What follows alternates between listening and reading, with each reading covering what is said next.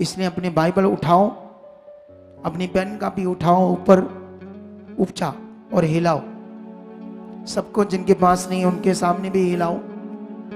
और जिनके पास बाइबल नहीं है, यहाँ स्टॉल लगा है, वो अपना छोटी सी कीमत देकर अपना बाइबल लेकर जाएं, ताकि इन बातों को पढ़ो। इनमें कितनी जीवन की बातें हैं। आमेन, हालेलुया। सो कलीसिया, हम स्टार्ट करेंगे परमेश्वर का वचन, जो परमेश्वर ने आज मुझे दिया है आपके लिए। जो वचन दिया है परमेश्वर ने वो तो है, लेकिन परमेश्वर साथ साथ में क्या करता है, परमेश्वर रेमा वचन भी देता है मिक्स करके। क्या देता है? रेमा, ठीक है। एक जो लिखा हुआ वचन होता है उसे लोगोस भी बोलते हैं।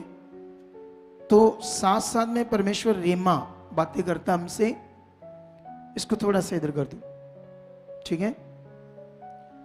तो हम जानते हैं कि परमेश्वर बड़ा है।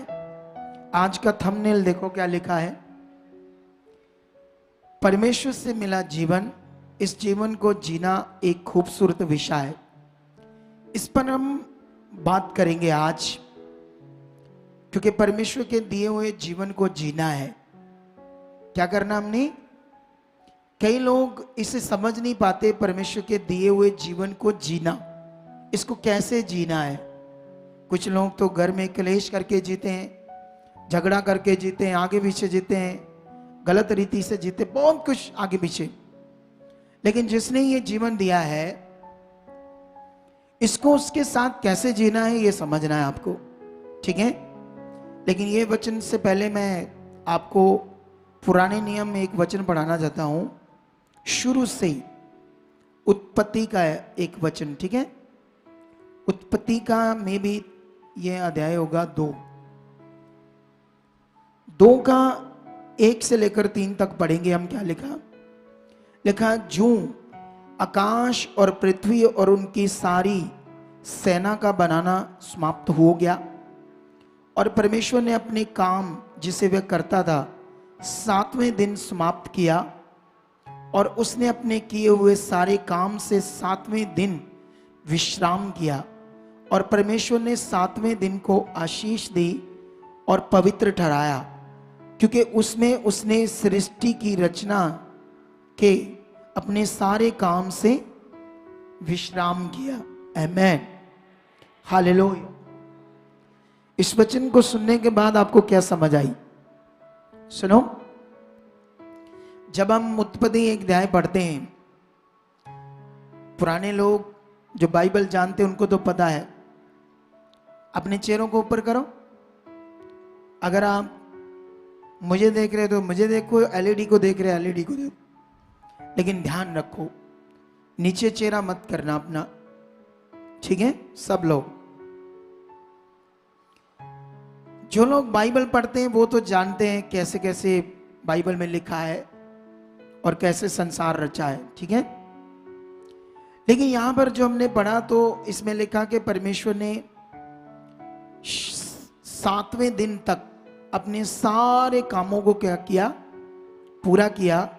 और पृथ्वी की सेना, मतलब इंसान, जानवर, हर चीज जो कुछ भी बनाना था परमेश्वर ने, वो बनाकर 7वें दिन तक कंप्लीट किया अपने काम को, और 7वें दिन को उसने विश्राम का दिन कहा।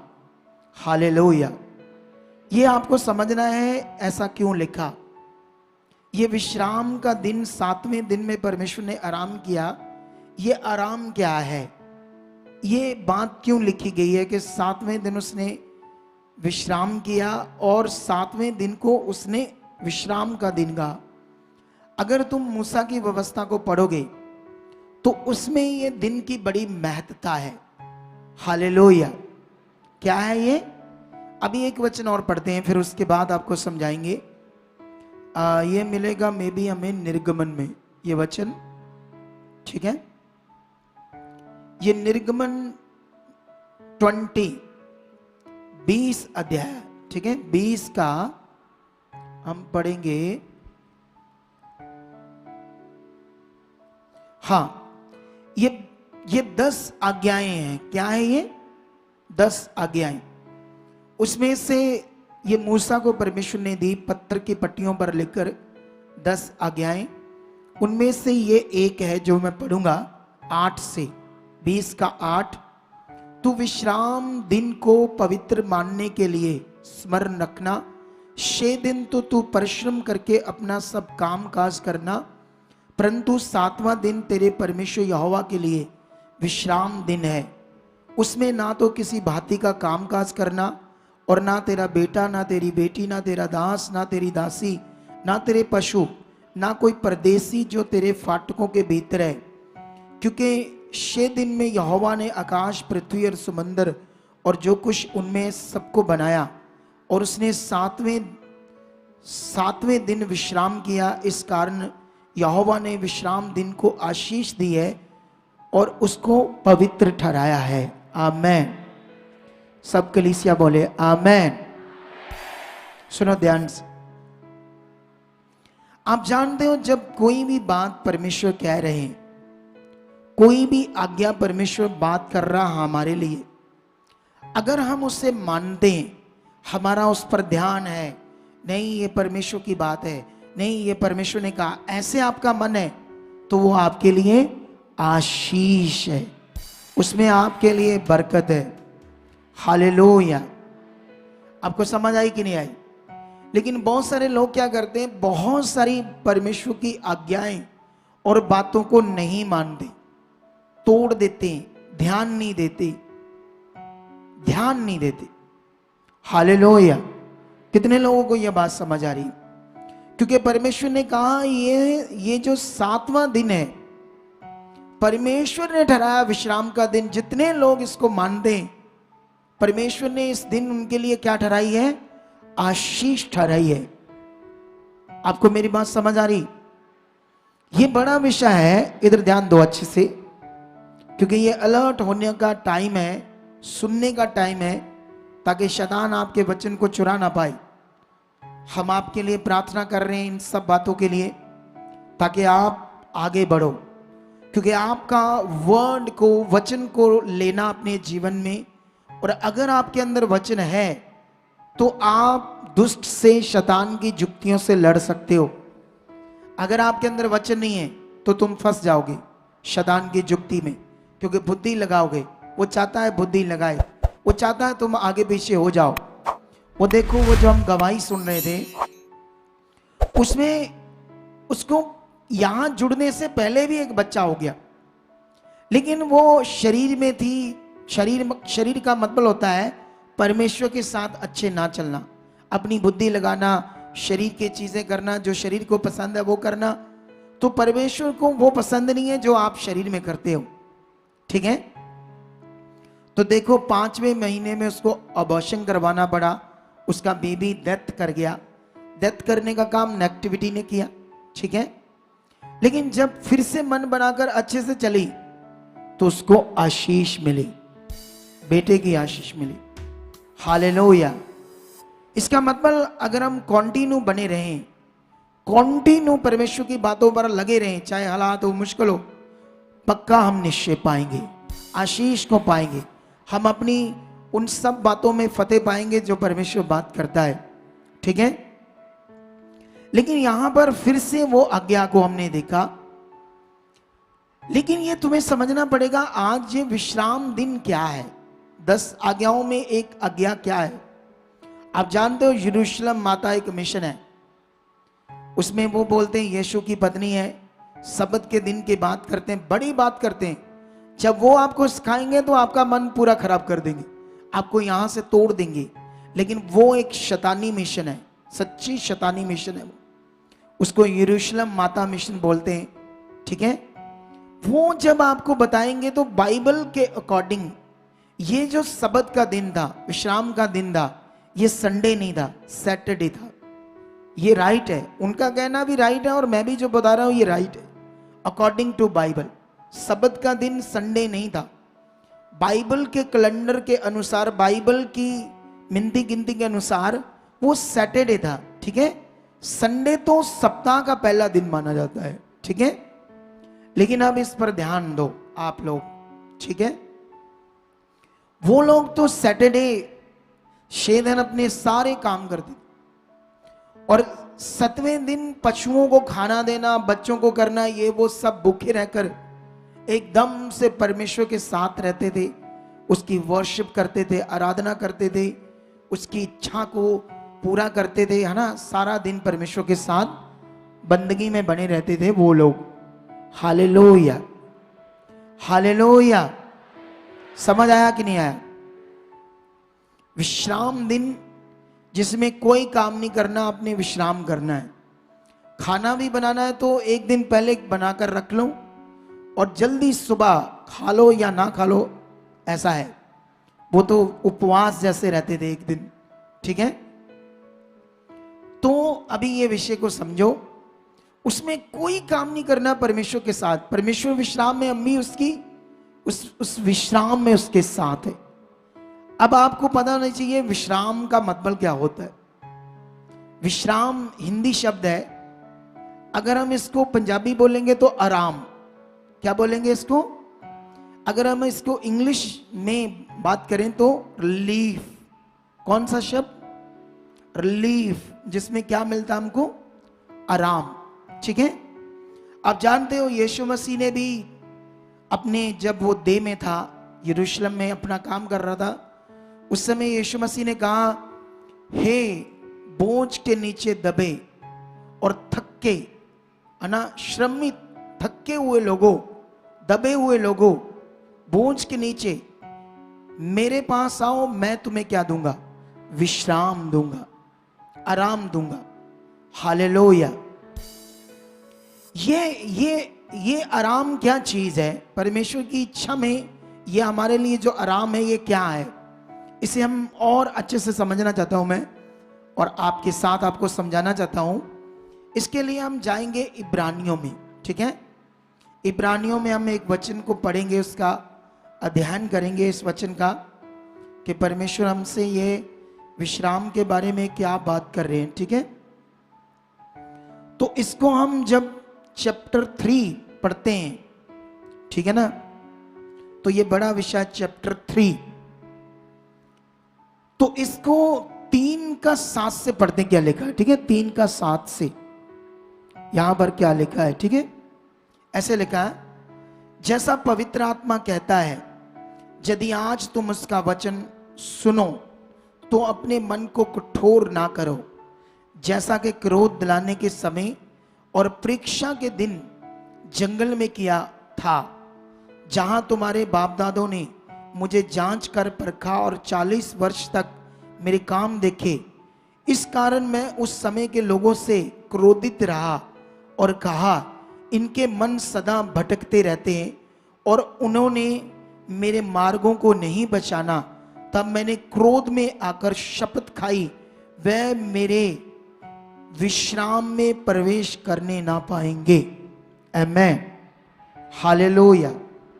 यहां आप एक चीज सीखो परमेश्वर के वचन से, क्योंकि ये वचन स्पेशल आपके लिए, स्पेशल खुदा आपसे बात कर रहा है एक बड़े विषय को लेकर, एक बड़े खास विषय को लेकर, जिसे आपको समझना होगा, ठीक है। तो लिखा, जब पवित्र आत्मा आपसे बात करता है तो उसका जो वचन तुम सुनते हो तो अपने मन को कठोर मत करो, क्योंकि इस्राएलियों ने 40 वर्ष तक खुदा के काम देखे।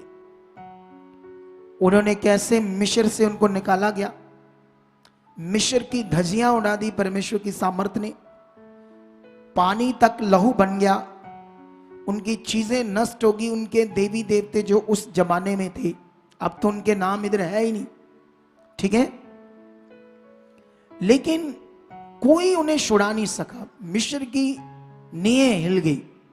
इतने बड़े कामों को इजरायलियों ने देखा और वो छुड़ाई गई, लेकिन इतने काम वहां देकर छुड़ाए गए और 40 साल तक जंगल में भी परमेश्वर आकाश से उन्हें खाना देता था, मन्ना देता था, वो सब काम कर रहा था परमेश्वर उनके बीच में रहकर। लेकिन लिखा, उन्होंने क्या किया, उन लोगों ने परमेश्वर को क्रोध दिलाया, उसके मन को ठेस दिलाई, उसको खुश नहीं किया, उससे प्रसन्न नहीं किया अपने जीवनों से। और परमेश्वर ने कहा ये इनके मार्ग हमेशा ये भटकने वाले इनके मन है ना, सदा ये भटकने वाले मन को बनाए रखते हैं। उसने क्रोध में आकर कहा ये लोग मेरे विश्राम में प्रवेश करने नहीं पाएंगे। हालेलुया। इसे सीखो, इस वचन को सुनो। तो ये बड़ा विषय हमारे लिए भी है। हम भी तो विश्राम चाहते हैं, हम भी तो आराम चाहते हैं, हम भी तो सब कुछ अच्छा चाहते हैं। चाहते हो या नहीं चाहते हो? सब लोग चाहते हैं ना, ठीक है। लेकिन यहां पर थोड़ा सा और आगे पढ़ते हैं, यहां तक तो हमें समझ आ गई, आगे भी देखते क्या लिखा 12 से। हे भाइयों चौकस रहो, तुम में भी ऐसा बुरा और अविश्वासी मन ना हो। अब बात हो रही है हमारे लिए। हमें परमेश्वर कहता है चौकस रहो कि उन्हीं की तरह तुम में भी बुरा मन और अविश्वासी। अविश्वासी का मतलब होता है अपने विश्वास को तोड़ना। अविश्वासी का मतलब होता है जो सुनना उसे पूरा ना करना। जैसे परमेश्वर ने आपको भी कहा जाने के लिए, अपने मसीह बहन भाइयों के लिए हम रोष प्रदर्शन करें, जो मर रहे हैं, जो दुखी है। अगर तुम्हारे अंदर पेन है तो तुम आते, तुम्हें दुख था उन लोगों के लिए तो तुम भी आते। अगर तुम्हें दुख नहीं है, तुम शरीर में हो, तो तुम इस वचन को नॉर्मल लोगे, तुम पूरा नहीं करोगे। कई लोग सुन रहे हैं, कोई ध्यान नहीं देंगे अभी भी। एक बंदा जब सुनता है ना, अपने आप को ऐसे फील करता है शर्मिंदा, सच्ची मैं कैसा हूं, मैं कैसा इंसान हूं, कितनी बातें सुनता, पूरा नहीं करता। अगर तुम शर्मिंदा महसूस करोगे अपने आप को तो फिर आगे बढ़ जाओगे। अगर तुमने नहीं किया, तुमने ये जब आपको समझ आई, हाँ मैं ये नहीं करता, हाँ मैं यहां नहीं खड़ा हुआ, हाँ मैं ये वचन को पूरा नहीं किया, हाँ मैंने ये बात को नहीं माना, तो तुम अगर शर्मिंदगी महसूस करते हो अपने अंदर, मैंने क्यों नहीं किया, तो आत्मा आपके अंदर काम करेगा, तुम फिर आगे आओगे। अगर सुना ठीक है, ध्यान नहीं दिया, मेरे लिए नहीं है। तो ये विषय परमेश्वर बात कर रहे हैं कि जब तुम भी चौकस रहो, जो परमेश्वर तुम्हें कहता करने के लिए उसे हमने करना है। हमने अपने अंदर कोई बुरा मन या अविश्वासी मन को आने नहीं देना।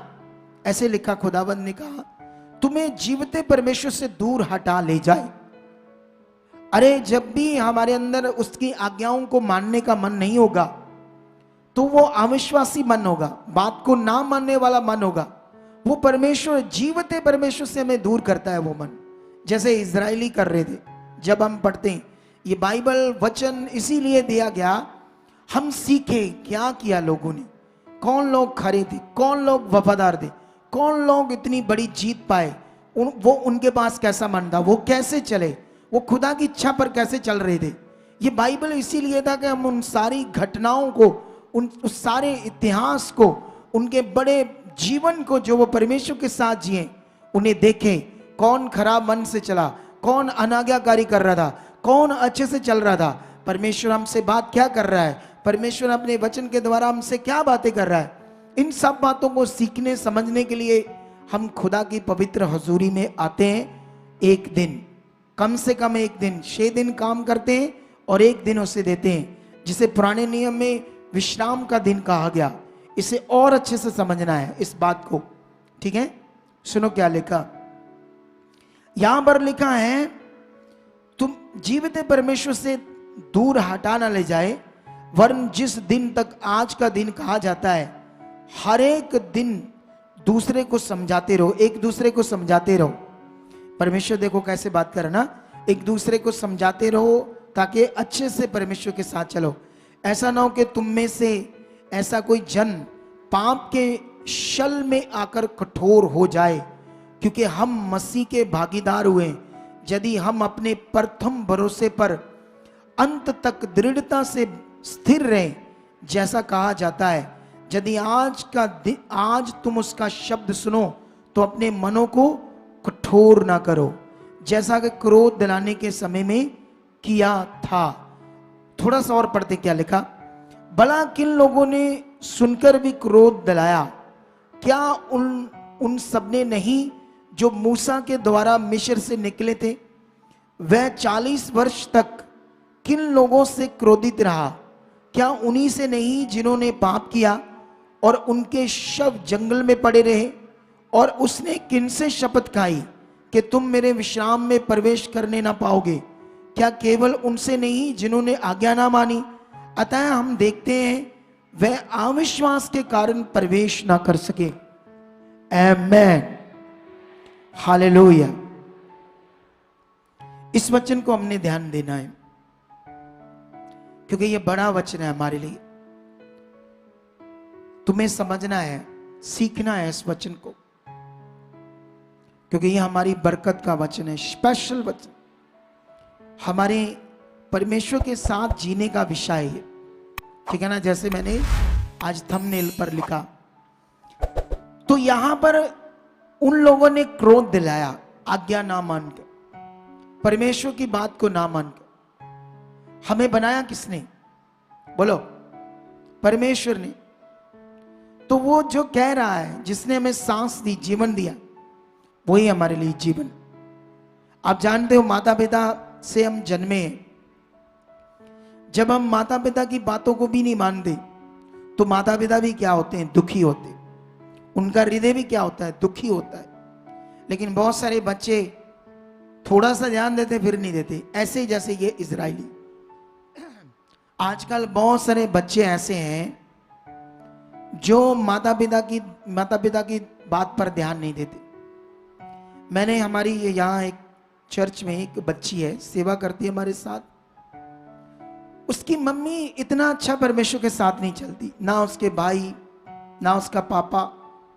वो अकेली कुंवारी और जवान लड़की है, अकेली घर से जिसने परमेश्वर को जीवन दिया है, पूरा एकदम से उसकी इच्छा में चलने की, और अपने परिवार के लिए चिंता करती है, उन्हें वचन देती है, उनके लिए प्रार्थना करती है। सोचो उसकी मम्मी उसका इतना अच्छे से नहीं चलती परमेश्वर के साथ, विश्वास करती है, लेकिन जो दिल से करना है, जो उसकी इच्छा में चलना है, उसको प्रायोरिटी देनी है, पहला दर्जा देना है, वो नहीं कर पाती। तुम में से बहुत सारे ऐसे लोग होंगे जो परमेश्वर को जो पहला दर्जा उसका है उसको देना ऐसा नहीं कर पाते होंगे। ठीक है? और जिसकी वजह से वो बाथरूम में गिरी और उसकी बाजू की हड्डी टूट गई। तोड़ी किसने? शैतान ने।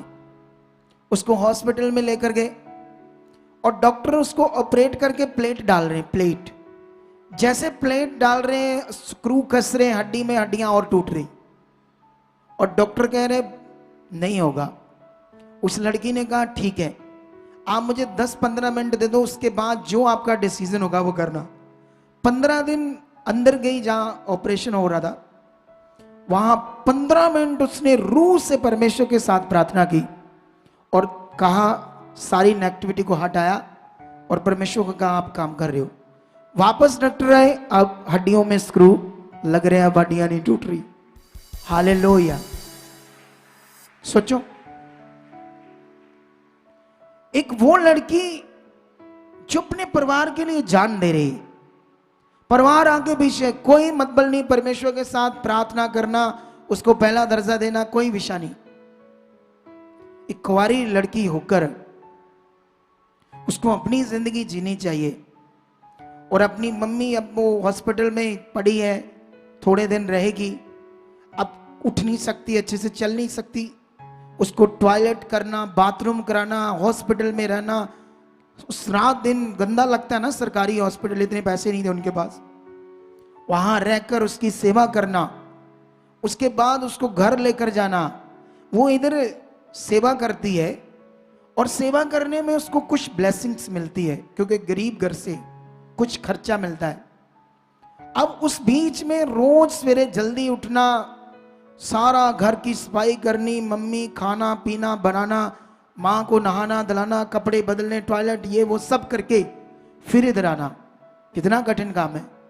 सोचे वो बच्चे यहाँ जो है, जिनको ऐसी कोई मुश्किल नहीं, आराम से उठते हैं, खाना बना खाते हैं, कपड़े प्रेस मिलते, सब चीजें मिलती हैं, फिर भी फालतू बोलते होंगे, फिर भी उनके अंदर कोई शर्म नहीं होगी अपने माता पिता की, वो उन्हें दुख देते होंगे। क्या देते होंगे? दुख। सोच कर देखो, ऐसे ही ये इजरायली थे, ये खुदा को दुखी करते थे। परमेश्वर अनुग्रह कर रहा था, इन्हें बचा रहा था, लेकिन ये जानबूझकर परमेश्वर से दूर होते थे और शैतान की इच्छा में चलते थे। जैसे आज भी बड़े बिलीवर ऐसी चीजें करते हैं, बुद्धि लगाते हैं, कुछ भी करते हैं, यही लिखा है। और परमेश्वर ने कहा, कौन लोग मेरे विश्राम में प्रवेश नहीं कर पाए? वो लोग जिन्होंने परमेश्वर की आज्ञाओं को नहीं माना, उसने जो कहा उसके वचन को नहीं माना, वो लोगों ने परमेश्वर के विश्राम में प्रवेश नहीं किया। लेकिन अभी इस विषय को हम कंटिन्यू पढ़ेंगे और थोड़ा सा आपके लिए, ताकि आपको और बातें समझ आए क्या क्या लिखा है। ठीक है, यहां 4:1 में हम पढ़ते हैं, इसलिए जबकि उसके विश्राम में प्रवेश करने की प्रतिज्ञा अब तक है, तो हमें डरना चाहिए, ऐसा ना हो कि तुम में से कोई जन उससे वंचित रह जाए। ये बड़ा विषय है। डरने का मतलब ध्यान, डरने का मतलब परमेश्वर का डर, जो सृष्टि करता है, जिसने दुनिया को रचा है। हालेलुया। कितने लोग हैं सीखते हैं कि व्यभिचार नहीं करना, लेकिन करते हैं, डर ही नहीं है कोई उन्हें। उन्होंने सीख भी लिया कि इसका फल मौत है, फिर भी करते हैं, गलत चीजें करते हैं, बात नहीं पकड़ते परमेश्वर क्या कह रहे, मन नहीं फिरा रहे, पश्चाताप नहीं कर रहे। परमेश्वर इस गंदे जीवन से मुझे आप बाहर ला चुके, इस गंदी रोग से, इस गंदे स्वभाव से मुझे बाहर ले जा चुके आप। अगर अंगीकार किया परमेश्वर के सामने, उसके सामने रखा, तो पवित्र आत्मा काम करेगा, आप बदलोगे, आप आगे बढ़ोगे। हालेलुया। तो यहां पर यह लिखा है, 2 में लिखा, क्योंकि हमें उन्हीं की तरह सुसमाचार सुनाया गया, पर सुने हुए वचन से उन्हें कुछ लाभ ना पहुंचा, क्योंकि सुनने वालों के मन में विश्वास के साथ नहीं बैठा। वचन तो आपको मिला, लेकिन वचन से बहुत सारे लोगों को लाभ ना मिला, क्योंकि वचन उनके अंदर विश्वास से नहीं बैठा। हम आगे बढ़ेंगे और भी कई बातों को आपके लिए। 3 में लिखा, परंतु हम जिन्होंने विश्वास किया है उस विश्राम में प्रवेश करते हैं, जैसा उसने कहा। हालेलुया। ये बड़ा विषय है। पुराने नियम में तो सैटरडे, सब्त के दिन को कहते थे विश्राम का दिन, लेकिन नए नियम में क्या है विश्राम का दिन, जो तुम्हें समझना है। हालेलुया। क्योंकि ये बड़ा विषय हमारे लिए। यहां पर लिखा, आगे बढ़ते हैं, मैंने अपने क्रोध में शपथ खाई है कि वे मेरे विश्राम में प्रवेश करने ना पाएंगे, यद्यपि जगत की उत्पत्ति के समय से उसके काम पूरे हो चुके थे। क्योंकि 7वें दिन के विषय में उसने कहीं यूं कहा, परमेश्वर ने 7वें दिन अपने सब कामों को निपटाकर विश्राम किया। और इस जगह फिर यह कहता है, वह मेरे विश्राम में प्रवेश करने ना पाएंगे। तो जब ये बात बाकी है, तो कितने और हैं जो उस विश्राम में प्रवेश करें, और जिन्होंने उसका सुसमाचार पहले सुनाया गया, उन्होंने आज्ञा ना मानने के कारण उसमें प्रवेश ना किया। तो यहां पर क्या विषय हो रहा हमारे लिए, इसे थोड़ा सा पढ़ देता हूं, फिर आपको क्लैरिटी दे देता हूं। इसके लिए वह किसी विशेष दिन को ठहराकर इतने दिन के बाद, दाऊद की पुस्तक में उसे आज का दिन कहता है। जैसे पहले कहा गया था कि यदि आज तुम उसका शब्द सुनो तो अपने मनों को कठोर ना करो, क्योंकि यदि यहोशू ने विश्राम में प्रवेश करा लेता तो उसके बाद दूसरे दिन की चर्चा ना होती। अतः जान लो कि परमेश्वर के लोगों के लिए सब्त का विश्राम बाकी है, क्योंकि जिसने उसके विश्राम में प्रवेश किया उसने भी परमेश्वर के समान अपने कामों को पूरा करके विश्राम किया। आमीन। ये 10वीं आयत यीशु मसीह के बारे में लिखी है। ठीक है, यहां पर लिखा, उसने उस विश्राम में प्रवेश किया, उसने उसी की तरह अपने सब कामों को पूरा किया। तो किसने किया पूरा काम? यीशु ने। हालेलुया। कितने लोगों को मेरी बात समझ आ रही है? सीरियस अपना ध्यान दो, क्योंकि जब हम किसी काम को सीरियसली लेते हैं तो वो हो जाता है। जब हम उससे नॉर्मली लेते हैं तो वो हमसे नहीं होता, क्योंकि नॉर्मली मन बहुत सारा में लेजी करता है, आगे पीछे करता है, क्योंकि नॉर्मल मन किसी भी सक्सेस को नहीं ले सकता, किसी भी सफलता को नहीं ले सकता। हमने देखा है कि हम इस दुनिया में कुछ भी बनना है, अगर आपने आर्मी में भर्ती होना तो उसकी भी एक मेहनत है, सुबह उठना ना, रनिंग करनी, क्योंकि उन्होंने एक टाइम दिया होता कि इतने टाइम में इतना दौड़ना है। किन्होंने? आर्मी ने। ये वाला टेस्ट, रिटन टेस्ट, ये टेस्ट। मैंने देखा कई लोग इतनी मेहनत मशक्कत करते हैं आर्मी में भर्ती होने के लिए, रात दिन एक कर देते हैं, जॉब मिले या ना मिले, लेकिन एक आशा से करते हैं। और इतने लोग, मैं कई लोगों को मिला, एक मैं लड़के को मिला, मैं और सुनकर हैरान हो गया। वो कह रहे थे कि अब इसकी लास्ट भर्ती थी, वो भी एक टाइम होता है भर्ती होने का फौज में, वो भी नहीं इसको मिली। मैंने उससे पूछा, वो कहते जितने बंदे दौड़ते थे उसमें, जितने भी दौड़ते थे, हर बार ये सबसे पहले नंबर पर होता था। सोच कर देखो, हर बार दौड़ में जितने भी, अगर 10,000 बंदा दौड़ा है, जितना भी दौड़ा है, या 5,000, 2,000, जितने भी, वो पहले नंबर पर हर बार वो हर चीज में पास होता है। फिर भी उससे वो जॉब नहीं मिली। लेकिन उसने कितनी मशक्कत की, कितना स्ट्रगल किया, कितनी मेहनत की। सोचो, इस दुनिया में कोई आईपीएस ऑफिसर बनना आसान है? आईएएस स्टडी करना आसान है? डॉक्टर बनना आसान है? इंजीनियर बनना आसान है? नहीं आसान ना, बहुत रात दिन मेहनत करनी पड़ती है। लेकिन वो इतनी मेहनत इसलिए करते हैं कुछ पाने के लिए। हमारे साथ भी एक मेहनत है, इसीलिए लिखा, संसार की मेहनत कुछ भी करके उनके लिए पक्का नहीं है होगा या नहीं होगा। उनके अंदर स्टडी, एजुकेशन तो आ जाएगी, लेकिन जॉब पर जाना, क्योंकि ये संसारिक दुनिया है, यहाँ पैसा चलता है, सिफारिशें चलती है, लेकिन खुदा के साथ कोई सिफारिश नहीं चलती। उसके साथ तो सीधा और आपका भला मन काम करता है। हालेलुया।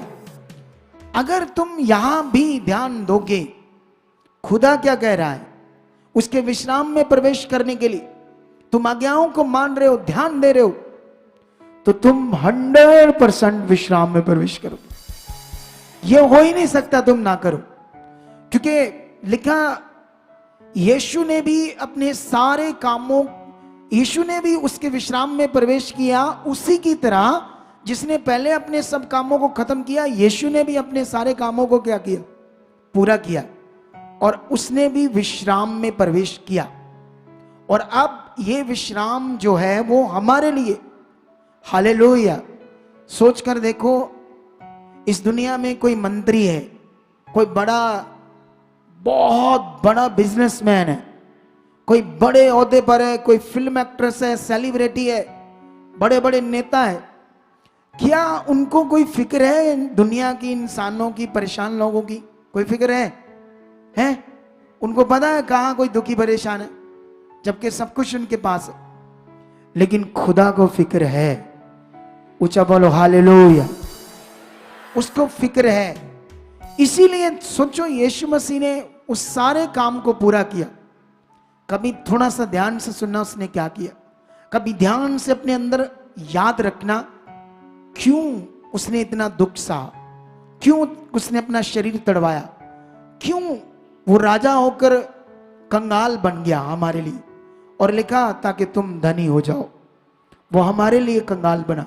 कंगाल बनने का ये फिगरेटिवली स्पीच है, जिसमें वो सोचो, क्या एक नॉर्मली इंसान हमारे लिए बनकर पृथ्वी में अपने बनाए हुए मनुष्यों का विरोध सह रहा है, गंदी बातें उसको कर रहे, पत्थर मार रहे, थूक रहे, सब कुछ कर रहे हैं जो उसके सामने बनाए हुए उसके अपने इंसान है।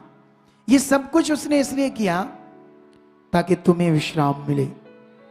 हालेलुया। क्या मिले तुम्हें? विश्राम, आराम। और ये आराम तुम्हारे लिए है। अब तुम्हें ये पकड़ना है, इसके लिए करना क्या है। ये आराम अब वो पुराने नियम की तरह नहीं है। पुराने नियम की तरह ये ऐसा नहीं 6 दिन काम करो 1 दिन खुदा को दो। अभी भी ये दिन ऐसे ही है वैसे, क्योंकि हम संसार में हमें काम करना है। हमें 6 दिन हम कम से कम काम करें तो हमारा घर चलता है। 1 दिन हम छुट्टी होती है तो संडे हम संगति में पहुंचते हैं। लेकिन ये विश्राम वो वाला नहीं है जो पुराने नियम में 1 दिन था। ये हर रोज है, ये हर समय है आपके लिए। हालेलुया। लेकिन उसमें प्रवेश करना, उस आराम को लेना हमारा काम है। ये परमेश्वर के साथ उसकी इच्छा में, हमारे ध्यान में अगर हम कंटिन्यू, सुनो, हम एक मिनिस्ट्री कर रहे हैं, मैं एक मिनिस्ट्री कर रहा हूं, एक ऐसी पॉजिटिव मिनिस्ट्री। आज हम एक गवाही सुन रहे थे एक लड़के की, मे भी करतारपुर से था लड़का। उसकी गवाही ये थी कि उसकी कोई शॉप थी, मे भी मेडिकल स्टोर। अच्छा कढ़ाई करने की, मठियाई की। मैं उस वक्त घर में और भी कुछ कर रहा था काम, जब मैं सुन रहा था टेस्टामनी को, तो मुझे ये नहीं पता चला कि वो मठियाई की थी या किस चीज की शॉप थी, मठियाई की। अब उस पर कर्जा चढ़ रहा है, वो प्रभु में ही है, प्रभु में ही है, और कर्जा उठा रहा है। दुकान नहीं चल रही, दुकान नहीं चल रही, दुकान नहीं चल रही, कर्जा चढ़ रहा है, ठीक है। लेकिन वो क्या करने वाला था? अब नेगेटिविटी उनके अंदर क्या बात बना रही थी? क्योंकि कर्जा उतर नहीं रहा, लोग तंग कर रहे हैं, परेशान कर रहे हैं जिनका पैसा है। तो नेगेटिविटी उसके अंदर ये विचार दे रही, सुसाइड कर ले, सुसाइड। कितने लोगों के साथ ऐसा होता है ना, सुसाइड तक मैटर बन जाता है, हालात ऐसे आ जाते हैं, सिचुएशन ऐसी बन जाती है। समझ आ रही कि नहीं आ रही? लेकिन जब उसको सही नियम समझ आया, उसको ये समझ आया प्रैक्टिकल क्या है, क्योंकि वो तो ऑलरेडी प्रभु में था, कई चीजें कर रहा था, मटीरियलिस्ट चीजों को यूज कर रहा था। लेकिन जब उसे आत्मा के द्वारा चलना आया, पॉजिटिविटी, परमेश्वर के साथ कैसा संबंध, क्या अंगीकार, क्या विश्वास, उसको एकदम से सही रीति से करना, वो भी सही रीति से उसने किया तो उसके लिए मार्ग खुला, उसका कर्जा उतरा। हालेलुया। इधर कई लोग बड़े ब्लेस हैं, इस मिनिस्ट्री में कई लोग इतने ब्लेस हैं, इतनी आशीष है उनको, क्योंकि एक्चुअली ना वो क्यों इतने आशीषित हैं, उनको पता ही नहीं क्रिश्चियनिटी के अंदर क्या क्या हो रहा है। अगर पता चल जाए तो शायद गड़बड़ हो जाए उनका मन। उनको ये पता चल गया कि सारे प्रभु के लोग हैं, उनको ये पता चल गया हम इस मिनिस्ट्री में चुने गए, हमारा ये परमेश्वर है, ये हमने चलना है, बस इतना पता है।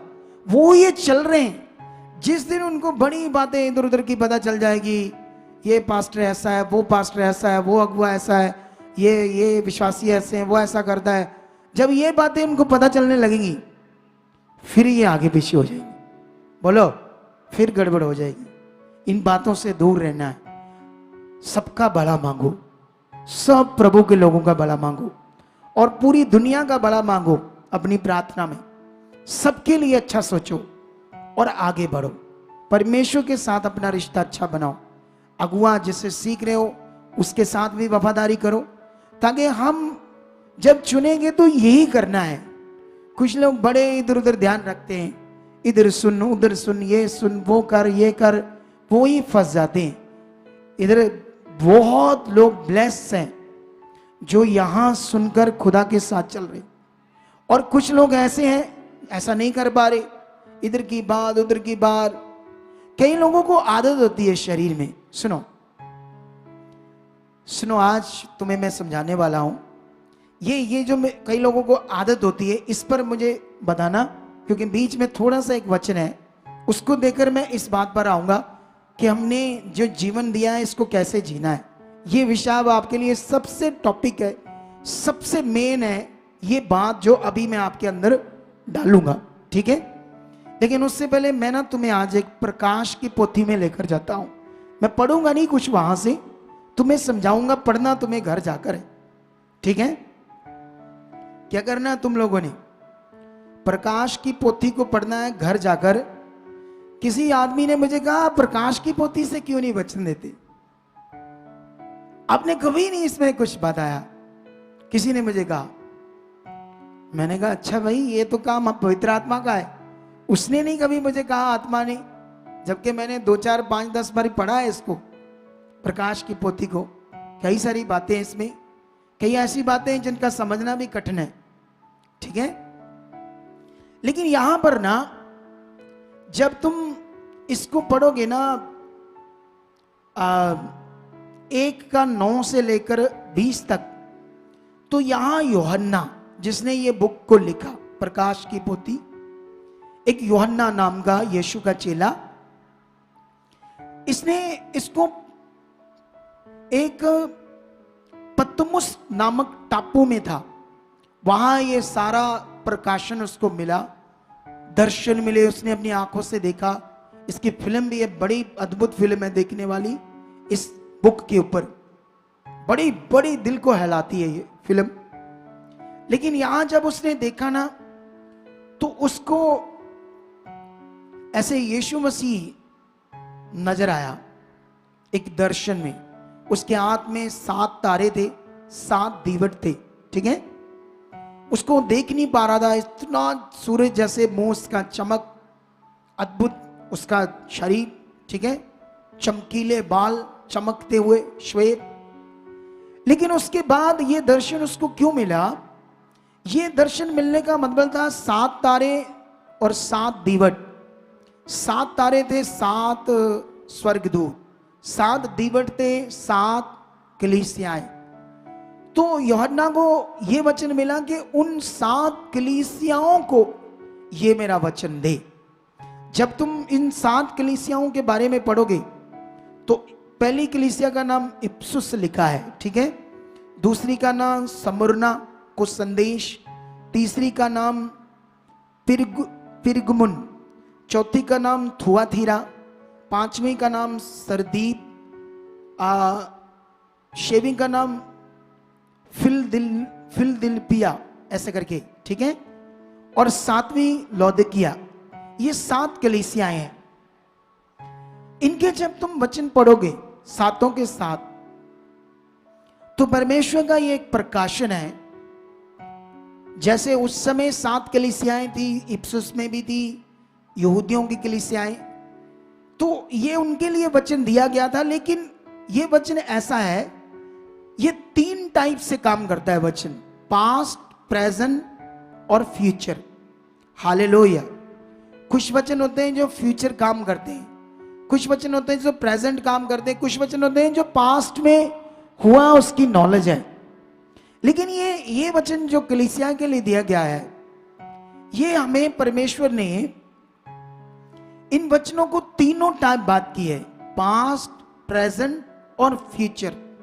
इनको जब तुम पढ़ोगे ना तो तुम्हें अपना जीवन ध्यान में आएगा, मैं क्या कर रहा हूं। सच्ची मेरे पास इतना टाइम नहीं है कि मैं पढ़ा सकूं। आई होप मैं इसके बारे में थर्सडे बात करूंगा, इसको अच्छे से पढ़ा भी दूंगा और आपको समझा भी दूंगा। लेकिन अभी कुछ पॉइंट इसका समझाऊंगा, क्योंकि मैं अगर इसको पढ़ूंगा 7 कलीसियों के बारे में तो मैं भी इसको समझाना और पढ़ना 1 घंटा लग जाएगा। आपको पता लग जाएगा कि नहीं लग जाएगा? तो इसलिए मैं अपने टॉपिक में इसको एक बस पॉइंट में आपको समझा रहा हूं। सुनो ध्यान से, इसमें ना आपको ये समझ आएगी क्या हुआ था, क्या चल रहा है और क्या होने वाला है कलीसियाओं के साथ, और कलीसियाओं को कितना सतर्क रहना है, क्योंकि ये खुद खुद खुद ऐसे दर्शन प्रकाशन देकर आप सोचो, वो बेहोश हो गया था, अधमरा हो गया था ये दर्शन देकर, वो डर रहा था, उसमें जैसे जान नहीं है। तब परमेश्वर उसको बता रहा था ये वचन किसके लिए? हमारे लिए। इसमें बहुत सारी ऐसी बातें हैं जो अभी प्रकाश की पोथी जो अभी होने वाली है पृथ्वी के ऊपर, कुछ हो रही है और कुछ आने वाले समय में वो बातें क्या होनी है? पूरी होनी है। तो इसीलिए इन 7 कलीसियाओं में बड़ी बातें हैं। ऐसे भी लिखा है वो लोग जिन्होंने श्वेत वस्त्र नहीं पहने, उनके बारे में लिखा है जिन्होंने मेरे वचन को नहीं माना। श्वेत वस्त्र का मतलब क्या है? ऐसे नहीं श्वेत वस्त्र वाइट कपड़े जैसे हम डालते, मतलब ये श्वेत वस्त्र का मन का विषय है, ये विश्वास का विषय है, ये आपका अटर्नली विषय है, अंदर से साफ स्वच्छ पवित्र जीवन का विषय। श्वेत वस्त्र मतलब आपका पवित्र जीवन, परमेश्वर के साथ उसकी इच्छा में चलना, ध्यान देना छोटी छोटी बात पर भी। वो ईश्वर है, वो खुदा है, वो सृष्टि रचने वाला है, वो सब बातों का न्याय करेगा। लेकिन परमेश्वर यहाँ कुछ कलीसियाओं से बात कर रहा है जो आगे पीछे थी, जो गड़बड़ कर रही थी, उनके जीवन की पोथी में नाम नहीं मिलेंगे, जो ऐसे कई बातें हैं। और कुछ कलीसियाओं की परमेश्वर तारीफ कर रहा है कि उन्होंने कैसे दुख में, हालात में, परेशानी में वचन को पूरा किया। तो ये सातों कलीसियाओं को घर जाकर आपने पढ़ना है अच्छे से, 2-3 बार पढ़ लोगे तो मैं 1 घंटे में 2-3 बार, ठीक है, प्रार्थना करके पढ़ना। फिर थर्सडे का वचन आपने सुनना है। मैं जानता हूं थर्सडे आप लोग नहीं आते, दिल वाले आते हैं, जो प्यार करते हैं बड़ा परमेश्वर को आते हैं। कुछ लोग काम दाम करते तो नहीं आ सकते, लेकिन याद रखना आप थर्सडे का वचन तो सुन सकते हो ना। उस मीटिंग को शेयर कर सकते हो, लाइक कर सकते हो, आज भी शेयर कर सकते हो, आज लाइक कर सकते हो। हमारी मीटिंग 20,000 से ऊपर जाती है, हर एक मीटिंग 21-22 हजार तक चले जाती है। और लाइक 2,000 भी नहीं करते लोग। जब इतने लोग देखते हैं तो उनको लाइक करना चाहिए या नहीं करना चाहिए? कितने लोग आप हो, ये सब खुदा का काम है। उसको लाइक करना, शेयर करना, ये किसका काम है? आप परमेश्वर का काम कर रहे हो, मेरा नहीं कर रहे हो। क्योंकि मैं परमेश्वर नहीं हूं, मेरी आराधना नहीं है, मेरी पूजा नहीं है, मेरी भक्ति नहीं लोग करते, मैं तो उसका दास हूं, तुम्हारे ऊपर अगुआ हूं। उसने मुझे अभिषिक्त किया तुम्हारे लिए, तुम्हें चलाने के लिए, तुम्हें समझ देने के लिए कैसे जीना है, क्या करना है। हालेलुया। कितनों को समझ आई? क्या रेडी हो? आज मैंने प्रकाश की पोथी का ज्यादा तुम्हें बताया नहीं, लेकिन थोड़ा सा हिंट दे दिया है। लेकिन अब मैं थर्सडे इसके बारे में तुम्हें अच्छे से बताऊंगा, ठीक है? लेकिन अभी मेरा विषय फिर से थंबनेल को लेकर आओ। ये देखो क्या लिखा है, परमेश्वर से मिला जीवन। इस जीवन को जीना एक खूबसूरत विषय है। हालेलुया। अब मेरी तरफ ध्यान दो सारे लोग। सबसे पहले ये जीवन परमेश्वर का दिया है, इसको जीने का एक बड़ा विषय है। अगर इसको जीने का बड़ा विषय समझ गए तो तुम अपने जीवन से खूबसूरत तरीके से अपनी जिंदगी को जियोगे। नहीं तो रोज कैसे लोग जी रहे, कुड़ कुड़ कर, है ना? कितने लोग कुड़ कुड़ चिंता में, डिप्रेशन में, सोचों में, पता नहीं क्या कैसे जी रहे, है ना? वो नहीं हुआ, ये नहीं हुआ, ऐसा नहीं हुआ, वैसा नहीं हुआ। कितने विचार, कितनी गड़बड़ उनके जीवन में, कितने आगे पीछे हैं वो, ये ना समझकर। परमेश्वर के चुने हुए लोगों की बात कर रहा हूं, संसार की नहीं, आपकी बात कर रहा हूं। इसीलिए तुम्हें ये बात बड़े बड़े विषय से समझनी होगी, ठीक है? सुनो, ये हमारा स्वभाव है। एक जब हम पाप से जन्मे तो हमारा शारीरिक स्वभाव, ये शारीरिक स्वभाव एक अजीब सा विषय, अजीब सा विषय सच्ची। जैसे मान लो आप इस मिनिस्ट्री में आए हो, जुड़े हो, हम तो मेहनत कर रहे हैं। क्या कर रहे हैं तुम्हें पता है? मैं बीच में वो बात शायद बताना भूल गया आपको। जब हम वहां से आए इधर 8 बजे, 8:30 बजे पहुंचे, सीधा चर्च में आए, कुछ लोगों को उतारना था, ठीक है? तो लोग दौड़े दौड़े आए मुझे देखकर मिलने के लिए, हमारी बात सुनो। उन्हें कोई मतबल नहीं है मैं कहां से आया हूं, थका हुआ हूं या नहीं थका हुआ, कोई मतबल नहीं उन्हें। क्या नहीं है? सच्ची। वो कहते हैं हमारी जल्दी बात सुनो, आपने कल कैंडल मार्च निकाली, उसमें कितना आपको थकावट हुई, आप रातों रात चले गए चंडीगढ़, फिर संगति करके इतना लंबा ट्रेवल 600 किलोमीटर करके आने के बाद आपने रेस्ट नहीं करनी। आप कितने भी दुख, आपको बॉडी में कुछ भी हो जाए, हमें इससे क्या लेना देना। आप हमारी बात सुनो। क्या सुनो हमारी बात? अब जब मैं आया तो लोग इकट्ठे हो रहे हैं सुनने के लिए। मैंने कहा नहीं, आज नहीं, मैं संडे को आने वाला हूं, आपके लिए आने वाला हूं, कल प्रे में रहूंगा, मंडे भी आऊंगा आपके लिए, ठीक है? सुनो इधर देखो, फिर मैं अंदर गया, ऑफिस थोड़ा काम था अंदर। वो कुछ लोग नाराज हो रहे थे अंदर से, हमारी बात नहीं सुनी। उसके बाद क्या हुआ, मैं वापस निकलने वाला था तो एक ना जलंधर से फैमिली थी, अपने एक बेटे को एयरपोर्ट चढ़ाकर आए थे। वो हमारा थैंक यू करने के लिए इधर आए, हमारा परमेश्वर का। तो वो काफी समय से जुड़े थे, वो आगे खड़े थे। तो मैंने तो बात नहीं करनी थी, वो करने लगे। पता नहीं क्या हुआ, मैं बात करते करते 10-15 मिनट लग गए समझाते समझाते। और दूसरे लोग मुझे घूर रहे हैं। क्या कर रहे हैं कि इनकी तो सुन रहे हैं, हमारी क्यों नहीं सुनी। मैंने उनको कहा, भाई तुमने मुझसे बात तो कर ली है। क्या कर ली है? लेकिन वो लोग मुझे देख रहे हैं कि मैं आत्मा में भी उनके मन को देख रहा हूं। वो ठोकर खा जाएंगे आपसे, मेरे से। अब तुम जाओ, मुझे इनमें मिलना है। मैं बैठ गया, फिर 1 घंटा लग गया रात को। सोचो, अब मैं उन्हें समझा रहा था, ये समझा रहा था, तुम्हें सिर्फ अपने से मतबल है, हमारे से कोई मतबल नहीं। ये जो बच्चे हैं बेचारे, इनमें से कितने शादियां नहीं की, फ्री ऑफ कॉस्ट रात दिन इधर रहते हैं, फिर भी तुम इन्हें कुछ ना कुछ इनके जीवन के ऊपर टिप्पणी करते हो। यही तो गलत है ना, यही तो शरीर है। तुम उन्हें इज्जत देने की बजाय, कि उनका आदर करने की बजाय कि देखो ये कितनी मेहनत करते हैं, हमें मिलते हैं, डिसिप्लिन देते हैं। वो देखो वॉलंटियर है, सोल्जर है, वो पीछे बच्चे हैं, कितने बच्चे हैं जो कुछ भी नहीं लेते, सेवा करते हैं। लेकिन आप लोग उनकी सेवा का उनको आदर नहीं देते, आकर झगड़ा करते हो, हमारा कार्ड नहीं बनाया, ये नहीं किया, वो नहीं किया। आपको सिर्फ ये है शरीर, ये बड़ा ही खतरनाक विषय सच्ची। इसमें कुछ मिलना नहीं है, आगे विषय होना है। इधर अभी चर्च हमने बनाया है, अभी इतनी जमीन खरीदी महंगी। बहुत लोगों का धन्यवाद जिन्होंने इसमें साथ दिया है, सारे लोगों का ही धन्यवाद, क्योंकि सारा लोगों ने किया है। ठीक है, अभी कई कुछ पेंडिंग है इधर। अभी जो हमारा, हम बड़ी कोशिश कर रहे हैं, मैं डांटता भी है बच्चों को, ध्यान रखो, लोगों से मिलो। कई बार गर्मी होती है, मैं आता हूं इधर, इनको चाय पिलाओ, पानी पिलाओ, नींबू पानी पिलाओ। हम ऐसा भी करते हैं कभी कभी इधर लोगों के लिए, जितना हम कर सकते, जितनी हम में क्षमता है। लेकिन लोगों का तो ऐसा है, वो फिर भी सेटिस्फेक्शन नहीं उनकी।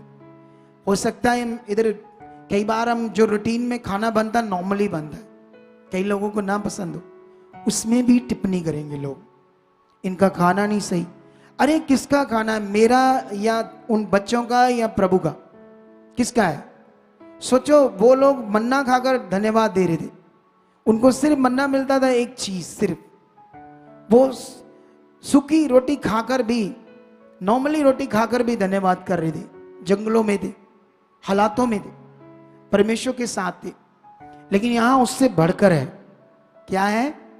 चावल भी होंगे, एक सब्जी भी होगी, रोटी भी होगी, प्लेट भी होंगी। उनको तो पत्रों में मिलता होगा, आपको गिलास में पानी मिलता, उनको तो ऐसे ऐसे पीना पड़ता होगा, ऐसे करके। सोचो, है ना? खाली सिंपल कई बार रोटियां उनको मिली, फिर भी वो चले। पूछ कर देखो चेलाओं को, वो समुद्र में रहे, भूखे रहे, प्यासे रहे, पर खुदा का धन्यवाद करते रहे। हालेलुया।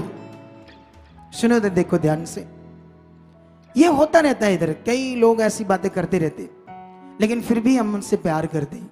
मुझे पता भी चल जाता है, उसने कहा, इसने कहा, इसने कहा, फिर भी मैं उनको कुछ नहीं कहता, मैं उनसे प्यार करता हूं। मैं कहता कोई नहीं, ये इनका शरीर है, एक दिन ये आत्मा में आ जाएंगे। हालेलुया। ये बातों को पकड़ो आज आप। क्यों पकड़ना हमारे लिए जरूरी है? क्योंकि शरीर की बातें आपको हमेशा हालातों में लेकर जाएंगी, शरीर की बातें लगातार आपकी जिंदगी में बने रहेंगी। शरीर का जो जीवन है वो खड़ूस है, इतना परेशान विषय है वो, इतनी आपकी आशीष को रोकने वाला विषय है शरीर का मैटर। छोटी छोटी बातों में इधर आकर कई लोगों के बीच में, लोगों की जिंदगी में प्रश्न लेते रहते हैं, वो कौन है, क्या है, इसका नंबर, उसका नंबर, ये बंदा, वो बंदा। कई लोग थोड़े चालाक भी होते हैं, वो देखते रहते इधर ठीक ठाक कौन है, अच्छा उससे रिश्ता बनाते इधर। ऐसी चीजें भी करते रहते लोग। आप सबसे प्रेम करो, एक समान प्रेम करो। हालेलुया। लेकिन अभी ये सबसे बड़ा विषय आपके लिए। देखो, सबसे पहले मैं जानता हूं हमें इस बॉडी को जो परमेश्वर ने दी है, इसका भी ख्याल रखना है। तुम्हें इस सिस्टम को भी समझना है जो खुदा ने ये आपको शरीर दिया है, क्योंकि ये शरीर है तो आप जियोगे, है ना। आपका जीने का विषय तो मन है, ये बॉडी तो वो मन के द्वारा चलेगी ना, लेकिन ये एक पार्ट है, आपका हिस्सा है बड़ा, ये शरीर पृथ्वी पर जीने के लिए। न्याय शरीर का नहीं होगा, शरीर तो नाशवान है, लेकिन जीने के लिए ये एक स्ट्रक्चर हमें दिया गया है।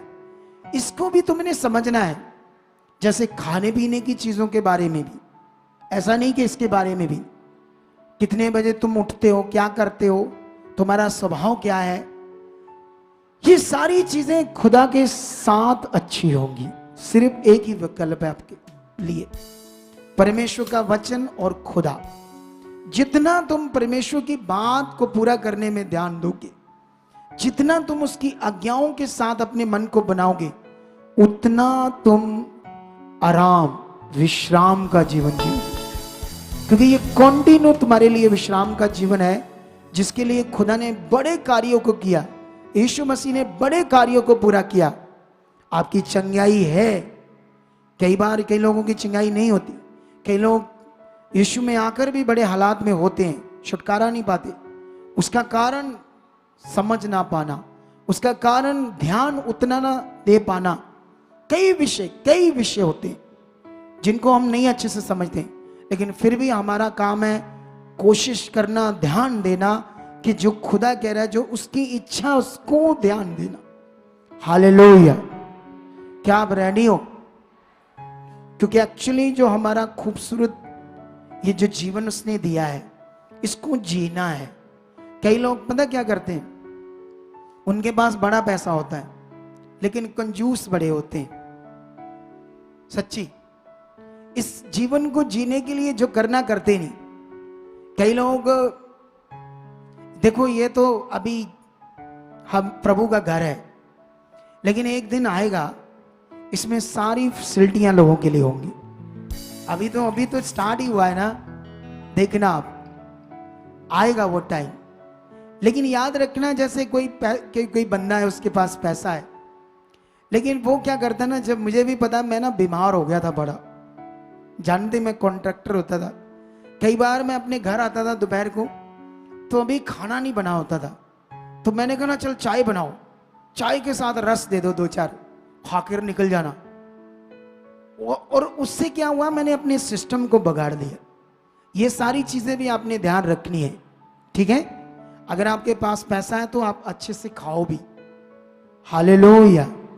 क्योंकि हमारी बॉडी के लिए ये भी जरूरी है, क्योंकि सब खाने की चीजें किसने बनाई है? परमेश्वर ने बनाई है। इसीलिए अभी ये विश्राम का टाइम है, अच्छी जिंदगी को जीने का टाइम है खुदा के साथ।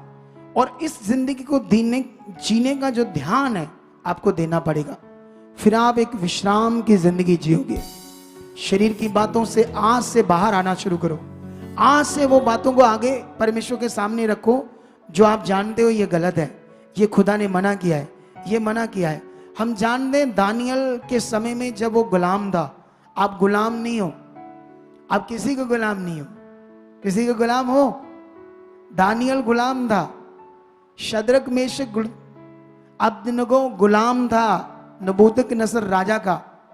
उन्हें जब राजा ने अपने देश की शिक्षा विद्या देनी थी, शास्त्रों की, उस हिसाब से उनका खाना ठहराया गया था। और उनका जो खाना था, उनके जो मूर्ति पूजा के सिस्टम से, वो बाइबल के अनुसार गलत था, श्रापी था। अब सोच कर देखो, वो गुलाम होते हुए भी वचन को मान रहा है, जबकि उस समय अगर वो कुछ आगे पीछे करेगा मौत हो जाएगी, उसको कत्ल कर देंगे। हमें तो कोई कत्ल नहीं करेगा, हम तो खुद कत्ल होते हैं अपने आप में, आज्ञा को ना मानकर खुद चीजें गड़बड़ करते हैं। हालेलुया। कितने लोगों को मेरी बात समझ आ रही है? इसलिए आपने शरीर से बाहर आना है, ये जिंदगी को जीना है। ये खूबसूरत विषय खुदा के साथ, उसने ये जिंदगी आपको जीने के लिए दी है, अच्छे से जीने के लिए। क्या तुम अच्छे से जीना चाहते हो या नहीं? बताओ मुझे। हालेलुया। अभी हमारे लोगों ने बहुत सारी रीति रिवाज दे दिए और रीति रिवाजों में लोगों को डाल दिया। वो पता नहीं क्या क्या रीति रिवाज में पड़े हुए, उन्हें इस जीवन को जीने का विषय अच्छे से समझ नहीं। मैंने कोशिश की आज कुछ आपको समझाने की, लेकिन इसका सेकंड पार्ट अच्छे से कंप्लीट करूंगा आज के विषय को। हालेलुया। आज का वचन पकड़ कर रखना, क्योंकि खुदा बड़ा है। क्या है खुदा? वो बहुत बड़ा है। इतना बड़ा होने के बावजूद उसको तुम्हारा फिक्र है। इतना बड़ा होने के बावजूद उसको दूसरा कोई काम नहीं है, तुम्हारे लिए काम है। लेकिन वो सिस्टम का परमेश्वर है, वो कानून का परमेश्वर है। वो कानून से बाहर कोई भी काम नहीं करता। उसने एक बार जो वचन ठहराया उसको तोड़ता नहीं, आगे पीछे नहीं करता। इसलिए वो हमारे लिए पूरा किया हुआ काम, जैसे उसने कहा, जैसे उसने ठहराया, जैसे उसने काम पूरा किया, हमें वैसे ध्यान रखना है, वैसे उसकी इच्छा में चलना है जैसा उसने कहा है। हालेलुया। कितने लोगों को मेरी बात समझ आ गई है? बोलो, बताओ मुझे। क्या आप रेडी हो इस जिंदगी को अच्छे से जीने के लिए? क्योंकि उसने इस जिंदगी को जीने के लिए दिया है, मर मर कर, कुड़ कुड़ कर, डिप्रेशन में, स्ट्रेस में रहकर जीने के लिए नहीं दिया। अगर आज से तुम ध्यान दोगे, आज से अंगीकार करोगे इस बात को, कि इस बात को विश्वास करोगे, जो उसने तुम्हें ये जिंदगी जीने के लिए दिया अच्छे से कि तुम जियो, तुम आज से फेथ करो, मैं जीऊंगा, खुदा ने मुझे दिया है, मेरे लिए बेस्ट होगा, खुदा मेरे साथ है, मैं वो करूंगा जो खुदा कहता है, मैं उस बात को पूरा करूंगा जो खुदा ने कहा है। हालेलुया। क्या कहा है? जो खुदा ने कहा है मैं उस बात को पूरा करूंगा, मैं उस बात को ध्यान दूंगा। जब तुम अंगीकार करने लगोगे तो पवित्र आत्मा तुम्हारी जिंदगी में काम करेगा, तुम्हें हेल्प करेगा, तुम्हें मदद करेगा। आई होप मैं बहुत सारे लोगों की गवाहियां सुनूंगा बेस्ट जिंदगी की, कि वो अब अच्छे से जीते हैं, स्ट्रेस फ्री, शांति की जिंदगी, पीसफुली। क्योंकि हो सकता है ये पार्ट 2, 3, 4, 5 चल जाए। इस पर आपको समझाने के लिए बड़ा आपने लगातार सुनना है। इसका एक भी पार्ट मिस किया आपने तो समझ लो आप बस, वो क्या कहते हैं, आप एक पुतले हो, एक रीति रिवाज बंदे हो, बस एक दिन आ गए, बस संडे, वो क्या कहते हैं, हाँ जी प्रभु है, चलिए चंगा हूं, ऐसे बस एक दिन आ गए, सिंपल। फिर वीरवार क्या कहा गया, ओ चलो छड्डो, संडे फिर ओ चलो छड्डो। ऐसा नहीं चलेगा, तुम्हें इस पर ध्यान देना होगा। दुनिया में कोई भी काम है, जैसे एक राजमिस्त्री जब बनता है, आप जानते हो डांट खाता है मिस्त्री की। जब उसको वो काम सिखाता है, पहले तो उसको जल्दी हाथ नहीं डलवाता, पीछे पीछे रखता है। अगर वो काम करता है, मुझे याद है मेरा एक भाई था वो यही काम करता था, क्योंकि मेरे फादर का भी ये काम था, काफी पुरानी बात है, राजमिस्त्री। तो मेरा भाई कहता था, जब मैं काम सीखता था मैं कांडियां मारता था फादर उसके हाथ पे, ऐसे कर ऐसे कर, उस जमाने की बात, समझते हो। लेकिन सोचो उसको मिस्त्री बनने के लिए ध्यान देना पड़ा, कुछ कठिनाई का सामना करना पड़ा, लेकिन जब बन गया तो वो अच्छा कारीगर बन गया ना। अब उसको लोग इज्जत देते हैं ना, किसी अच्छे कारीगर को इज्जत देते हैं या नहीं देते? लोगों को नीड होती है तो कैसे ढूंढते हैं, कोई अच्छा ठेकेदार चाहिए, अच्छा कारीगर चाहिए। जब वो घर बुलाते हैं उसको चाय बिस्कुट देते हैं, हमारा काम करे, है ना, करते हैं या नहीं करते ऐसा? क्योंकि अब उसके हाथ में हुनर है, कोई लेवल पर है, वो कोई लेवल पर है। ऐसे ही हमारे लिए शुरुआत में तुम्हारे लिए थोड़ा सा ये कठिन है इसको करना, लेकिन जब तुम्हारे साथ परमेश्वर है, तुम प्रैक्टिकल करोगे, उस लेवल में आ जाओगे और एक बेस्ट जीवन को जियोगे।